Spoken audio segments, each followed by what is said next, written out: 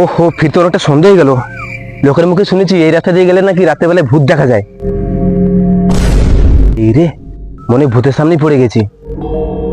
Hello sir, কে তুমি? আমার পথ আটকে দাঁড়িয়ে আছো। আমি হলাম লুঙ্গি ভূত।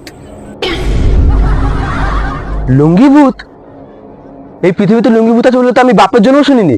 হ্যাঁ, আমি লুঙ্গি ভূত। এর জন্য তোমাকে তো পাট্টু বানাতে হবে। পার্ট 2 বানাতে হবে? কিন্তু পাট্টু বানানোর আগে তোমাকে যে মরতে হবে। তাহলে আমি একটা কথা বলবো। এই যে আমার ব্যাগ, এখানে একটা জল বোতল আছে,